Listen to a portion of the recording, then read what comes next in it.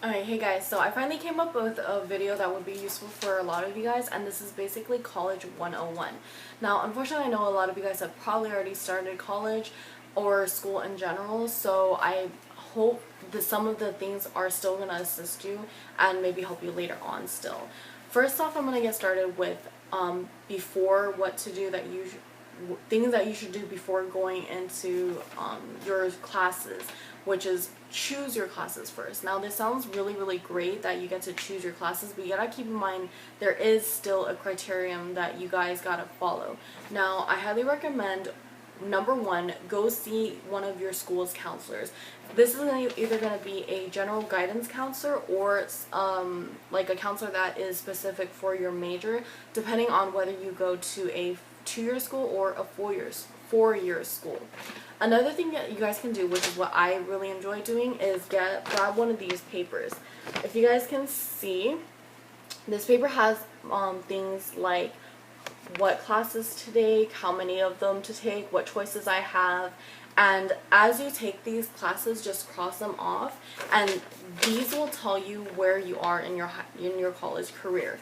Now, mine in particular, because I'm going to community college right now, this is the requirements that I need to fulfill before I can transfer to a Cal State University. That's basically what I want to transfer into, so that's the one I grabbed. If you're going to for like a UC or any kind of like state college, definitely look into whatever paper that you need. A lot of the times counselors will be able to tell you what classes you're going to need, which is why they're so useful. And if you're going through anything like what California is going through with your education system, there are a lot of classes that were required before and aren't going to be required later on, and they're going to have replacements for that class. So counselors are always going to be able to keep up to date with this information. Sorry, I know there's a laundry bag right here, but yeah, this is my bedroom. So now, next thing to look into is what textbooks you're going to need for your first day of school. This information can usually be found online on the school website. Just go to your school website, click on the class that you're taking, and it'll list your teacher information, the textbook you need, and everything else. If you still can't find it that way, go to your school's bookstore and type in the class that you're taking. So per se, if you're taking Astronomy 101, type in Astronomy 101, and usually it'll classify each textbook depending on the professor that you're taking it with. So that's definitely one really great way to know what textbook you need. If you guys are unsure still, wait for the first day of class, where usually your professor will pass out their syllabus. The syllabus is going to tell you what you guys are going to cover throughout the semester or quarter, and it'll also tell you what you're going to need. Now, certain classes require different things, and certain ones cost a lot more money too. So if you're trying to look in to see how much you're going to be spending for a certain class, look at the syllabus and talk with the teacher. A lot of the teachers are really nice. They'll try to work with you if you really have financial problems. This leads on to the next thing. If you guys are in need of financial aid, there is so much going on, it's ridiculous. Now, I get it is understandable, US government is really out of money at this point, but they're not the only ones that are giving you help when it comes to school. I highly recommend, while you're at the counselor's office, also ask about grants and scholarships, because they're going to be able to direct you in the right direction, or point you in the right direction, that is. Now, don't ever think that you don't qualify. The only way you're not going to qualify for a grant or scholarship is if your family makes too much money. Then you probably don't need it in the first place. Grants or scholarships are things that they're not loans. First of all, you don't have to pay them back.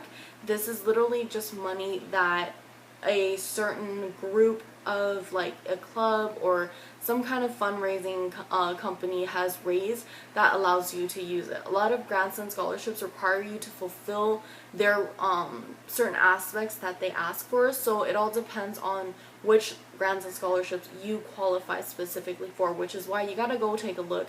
A lot of them ask you to write essays, to do certain things, whatever. If you really are in need of it, I'm sure you'll do it.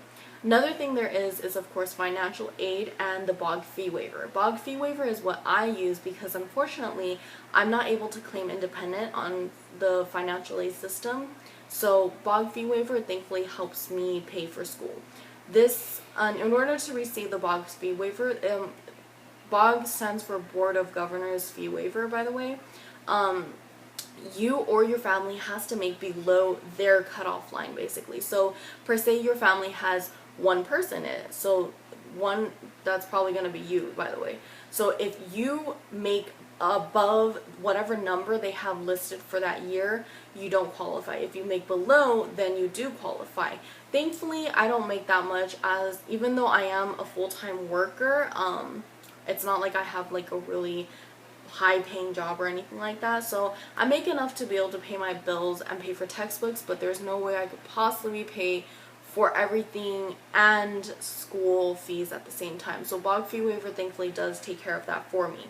Financial aid, however, is basically money that the school gives you for everything. When I did used to receive financial aid, I had money for gas, I had money for food, I had money to pay for my textbooks and pay for bills at the same time, because they do factor in all the different things that you're going to be needing for that school year.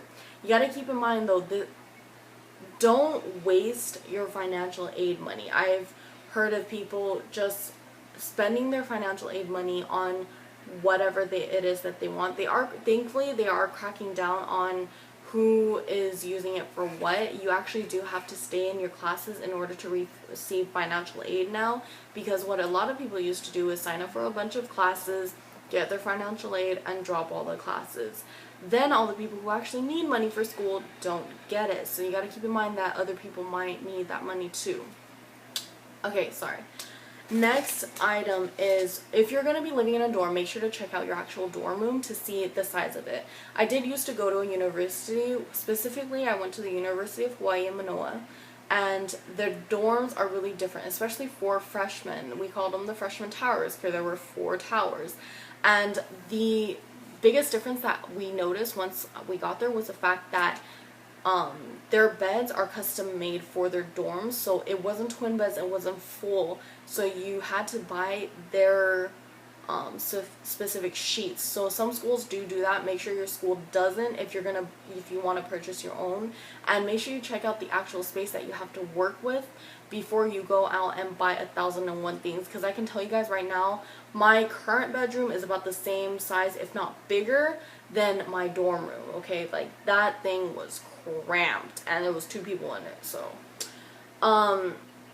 next thing is, before school starts, make sure to try to check out your classrooms, see where they're at, so you're not one of those people running into class 10 minutes late.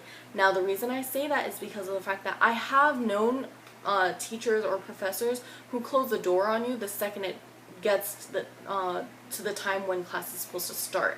If that happens, you got to keep in mind you don't have to be in that class, and nowadays there's a million other students trying to take your place. So some teachers are really just completely not tolerant of you missing that like being late for the class or missing the first day of school. Don't recommend it. I can seriously tell you guys now, unless your teacher is really nice, or maybe you emailed them with a legitimate reason as to why you can't show up for the first day of class, you're probably going to be dropped from that class, which means you are no longer able to take the class and get the credit for it. And that means you got to go and try to petition for another class. Petitioning means that you show up to a class that you're not signed up for, and you try to get the teacher to give you what's called an add code, so you can go onto the school system and add that class and be able to take it and get the units for it if you pass. So it's just a huge hassle. Make sure, this is why you gotta make sure to see what classes you're taking, enroll in them on time, and get to them on time as well. So I highly recommend go check out where your classrooms are. I was helping people the first day of school trying to find their class because I had a map, and I know people who were like 20 minutes late, and I can tell you right now, you might probably not make it into that class because of that. Now during school, this is something that's really different, which is the fact that you gotta make sure you gotta have your stuff. You need your notebook, you need your calculator, and now one thing that I took for, or a lot of students I feel take for granted when they're going to high school and elementary school, is the fact that your school provides you with an agenda. This is to set you up, to get you to remember like what you need to do, what your homework is, and after high school, I noticed I needed to get my own agenda. Now, guys, I know you're not going to be carrying around a little flowery thing like this, but get some kind of notebook that you can write your homework in and keep it all in one place, because I can assure you if you write it on a different sheet of paper every time, you're going to forget which sheet of paper you're supposed to be looking at, okay? I know that textbooks and everything can really pile up, which is why I highly recommend go to the cheapest place that you can find. Now, if you're like me and you lived in Hawaii, there probably isn't a 99-cent store there, but Walmart is the next best thing. Now, unfortunately, even Walmart can be really expensive. I actually live in Southern California. There is such thing as a 99-cent store, thankfully. And I can actually get all the items that I need for about the price of one Walmart notebook, which is utterly amazing. Now, Walmart does sell certain cheap notebooks that I think are like $2 or $3. They're not bad, and they look almost exactly like this one. Now, this particular notebook and this calculator, and I got a set of 3 highlighters. I already have a pen, which is why I didn't buy it, but I got all of these items for $3 and some change. So seriously, if you guys shop smart, you're not going to be spending a whole lot of money on what you need. Now, if you guys notice, I only got a 70-sheet college rule notebook, and this is because of the fact that you don't know how much you're going to be using and what kind of notes you're going to be taking. So you got to really just consolidate. I recommend, if you guys have a lot of classes, get one of these notebooks per class, just because of the fact that it's enough to last you through the semester, but it's not too much to take up too much space. Calculators, wait for the teacher or professor to tell you which ones that you need, and that's mostly it. Everything else you can choose. Now, during your college career, keep in mind that you are usually able to contact the professors whenever you need to. That means you can email them with any questions. Make use of this lovely aspect of college, because of the fact that you had any questions about homework, you got questions about the class, what's going on in it, you have the ability to either email all the students in that class or email the teacher. I usually go straight to the teacher because of the fact that as long as you weren't stupid and not listening in class, they'll usually assist you really well in it, and they usually always give you an email to reach them at. Now, that's another thing that I have to talk about. College, I get it. You don't have to be in class every day. No one's going to force you. You don't, half the time, a lot of you guys aren't going to have parents there. This doesn't mean that you shouldn't show up to class, because this is something that's going to affect you. Now, I have done the things where I signed up for class and never ever showed up to it. I did every homework, but I never showed up to them. I can tell you right now, you're not going to get a good grade, because attendance becomes a grade in that class. So you got to make sure to show up to every course. Last but not least, I'm going to explain to you guys what the difference between a lab and a lecture.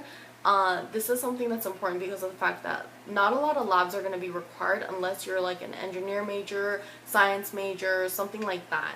Now, labs are usually a smaller classroom, and they're usually a lot more hands-on. If you're doing a chem lab, you're probably doing experiments in that classroom. A lecture is where you're actually in front of a professor and he's actually teaching you stuff.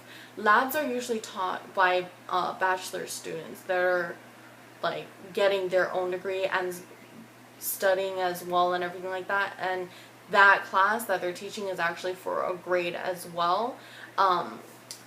Those are usually more personal, and if you have those classes, I usually recommend ask your lab teacher what's going on, because they'll usually be able to help you during your lecture as well. Now, I try to make this as short as possible. I'm so sorry it took so long, but I hope this helps you guys. If you guys have any further questions, make sure to ask. I'm more than happy to help you guys.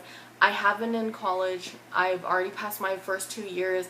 I've had my experiences and everything like that, so I do know what's going on already by this time. So I hope that assists you guys. Make sure rate, comment, subscribe, and do all those lovely things. Okay, bye.